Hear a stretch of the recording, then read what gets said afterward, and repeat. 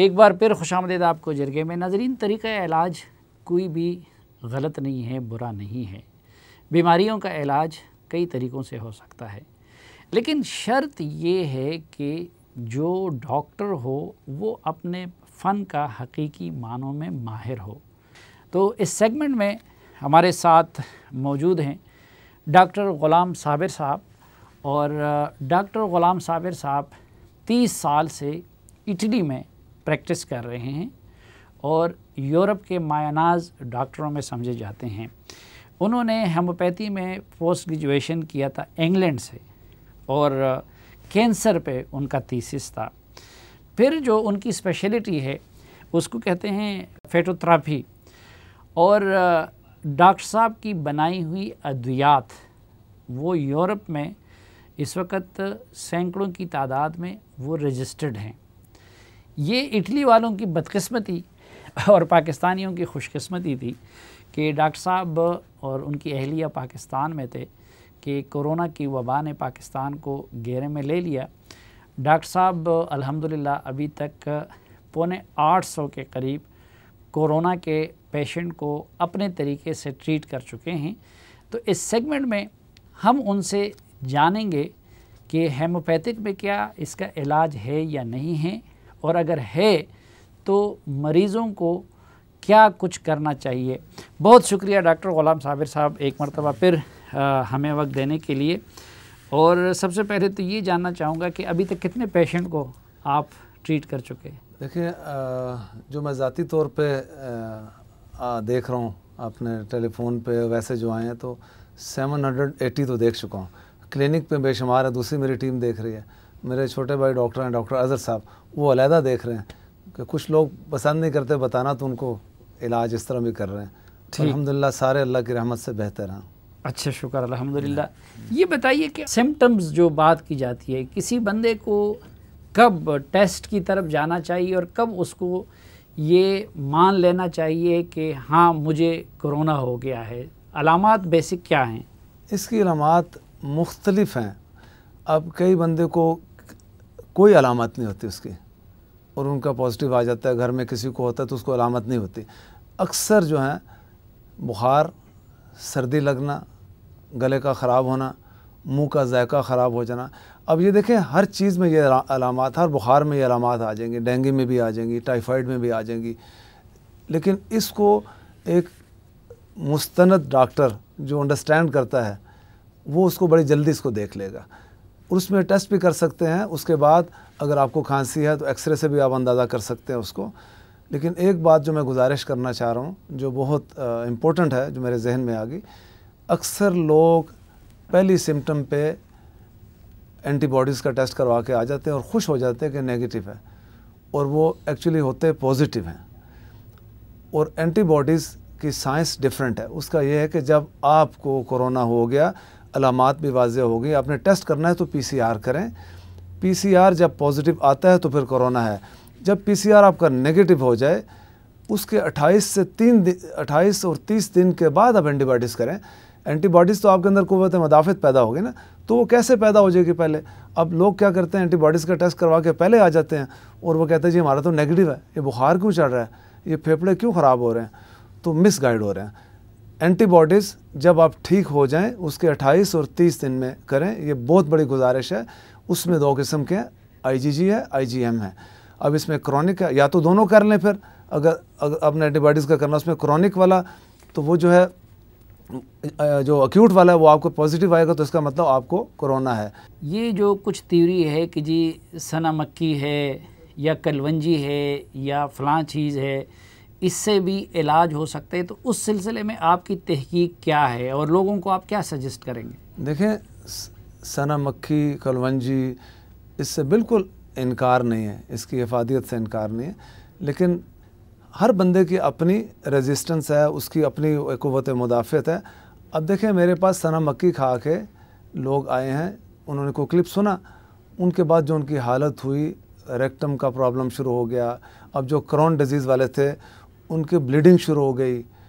इसको तो तरतीब है खाने की। अगर आपको कब्ज़ नहीं है तो हफ़्ते में 2 दफ़ा, कब्ज़ है तो हफ़्ते में 2 दफ़ा ले सकते हैं कावा बना के।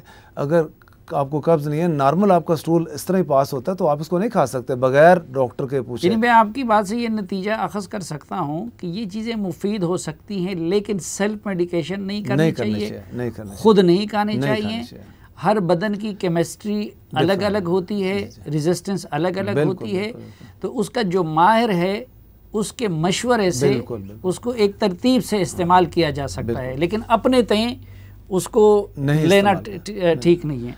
अच्छा डॉक्टर साहब, मैं आपको इसलिए भी ज़हमत दी है कि मुझे पता है कि आपका असल प्रैक्टिस तो इटली में था जी, और अल्हम्दुलिल्लाह वहाँ पे आप खूब कमा भी रहे हैं अल्हम्दुलिल्लाह। तो आप इधर कोई काम वो बाज़ारी उसके लिए नहीं करेंगे।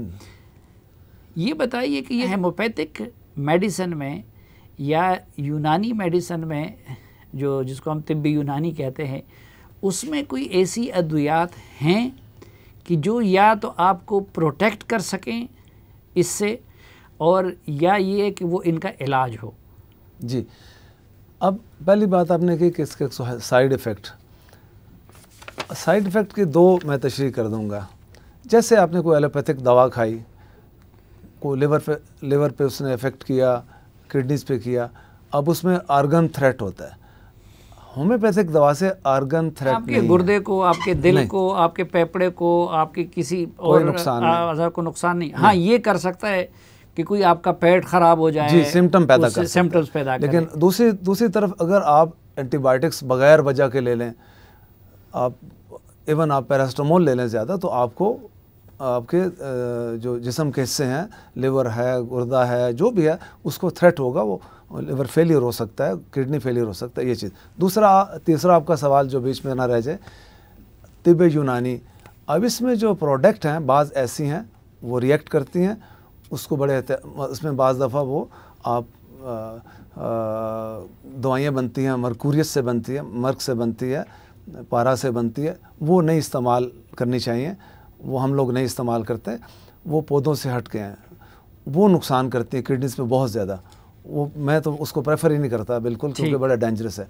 दूसरे पौधे जिसको आप इटालियन में फिटोथेरापी बोलते हैं और इसमें फिटोथेरापी बोलते हैं, ये जितने भी दुनिया के अंदर पौधे हैं, पाकिस्तान में भी बेहतरीन है, इटली में भी हैं, स्विट्ज़रलैंड में भी हैं, तो उसमें यह है कि उन पौधों का कोई नुकसान नहीं है, लेकिन उसकी डोज को अपनी मर्ज़ी से सेलेक्ट मत करें। वो भी आर्गन थ्रेट नहीं पैदा करेंगे, लेकिन कुछ आपकी बॉडी के अंदर चीज़ें ऐसी हैं जिसको डिस्टर्ब करेंगी अगर आपने उसको ओवरडोज किया। मसलन आपको जलाब हो जाएंगे, उल्टियाँ आ जाएंगी, पेट में दर्द हो जाएगा, लेकिन उस तरह रिएक्ट नहीं करेंगे जैसे इंग्लिश मेडिसिन आप गलत ले लेंगे। अच्छा, इलाज तो जिस तरह कोई मखसूस दवा अभी तक ना एलोपैथिक फील्ड में सामने आया है ना हेमोपैथिक में। लोग कहते हैं कि इसमें आपको अपनी इम्यूनिटी को बेहतर रखना चाहिए, तो आपके हेमोपैथी में कुछ आप इस तरह की मेडिसिन हैं कि जो हम टीवी पे लोगों को बता सके कि जिससे इम्यूनिटी उनकी बेहतर होती है, रेजिस्टेंस पावर उनका बेहतर होता है? इसमें ऐसी दवाइयां हैं जो आपकी इम्यूनिटी को बहुत अच्छा कर देती हैं। वो बच्चा खा ले, बड़ा खा ले, बूढ़ा खा ले, किसी दवाई के साथ खा ले। अगर कोई अपनी दवाई खा रहा है, एक शुगर पेशेंट है, एलोपैथिक दवा उसके लिए ज़रूरी है। नहीं, वो आपने मुझे कुछ प्रिवेंटिव मेडिसिन वो बताई थी कि जी, मैंने वो प्रिवेंटिव मेडिसिन 4 मेडिसिन लिखाई थी आपको। हाँ। पहले ये कोई भी बंदा अगर खाना चाहे तो ये 4 किस्म की दवाएं हैं, ये 5-5 ड्रॉप्स इसके खा ले, चारों दवाइयों के, मतलब एक मतलब आज ले ले जी, एक कल ले ले, एक परसों ले ले, उसके बाद चौथे दिन ले ले, फिर दोबारा इसको रिपीट 5 कतरे खाने। हाँ। इससे आपकी इम्यूनिटी बढ़ जाएगी। पाकिस्तानी मार्केट में आम मिल जाएंगी आपको, आम मिल जाएंगी। तो आप अगर नाम बारी बारी उनका ले लें, इसमें मैंने एक इन्फ्लुएंजीनियम है जी जी, ट्यूबरकुलिनियम जीटी है, निमोकॉक्सन है, और चौथी मेरा ख्याल बेसिलिनियम है। जी हाँ, ये 200 में ले लें, 5 कतरे एक आज ले लें, एक दवा के नंबर लगा लें, इसको दूसरे दिन दूसरी ले लें। इसका क्या होता है? ये आपकी इम्यूनिटी को बढ़ा देंगी और अल्हम्दुलिल्लाह चीज़ें जो आपको ख़राब होनी है, कोई नुकसान इसका तो नहीं होता। आप देखें ना, आप कई मरीज़ हैं जो शुगर के हैं, ब्लड प्रेशर के, अपनी दवाइयाँ खा रहे हैं, वो एज इट इज़ खाते रहें, 10 मिनट 15 मिनट के वक्फे से, आधे घंटे के वक्फे से खा सकते हैं। इससे पहले तो इतनी ये अपना जो उनका पहले से अगर वो जो रूटीन की इलाज कर रहे हैं वो करें, शुगर की दवा ले रहे हैं, बिल्कुल लें, कोई मसला नहीं, प्रेशर की ले रहे हैं, कोई मसला नहीं। जो एलोपैथिक मेडिसिन है, इलाज है, उसने नहीं छोड़ना, नहीं छोड़ना, उसके साथ इसको बिल्कुल नहीं। ये तो आम पब्लिक के लिए। हाँ। आप इसको खाएं, इससे जो इसका फैलना है वो बंद होगा, उससे इम्यूनिटी बेहतर होगी और नुकसान तो नहीं है इसका ना। अब खाएंगे तो अल्लाह की ज़ात से उम्मीद है कि इससे आपको लगेगा नहीं, लगेगा भी तो जल्दी। अच्छा, ये CRP का भी आपने जिक्र किया इसमें देखें ना, जब आपको कोरोना हो गया तो इसमें आपके वो फेफड़ों में इफेक्ट करेगा। अब जो गुर्दे के मरीज़ हैं तो गुर्दों में इफेक्ट करेगा। अब उसमें 2 मेन लेवल जो चढ़ जाते हैं, जो ज़्यादा जो फेफड़ों के CRP लेवल बहुत ज़्यादा हाई हो जाता है और उसमें उसकी ऑक्सीजन भी बहुत ड्रॉप हो जाती है, सेचुरेशन बहुत नीचे आना शुरू हो जाती है। ये जनरल 2 मैंने नुस्खे बता दिए हैं। आप जब टेस्ट करते हैं तो अगर उसका CRP लेवल ज़्यादा है तो ये मैंने नुस्खा लिख दिया।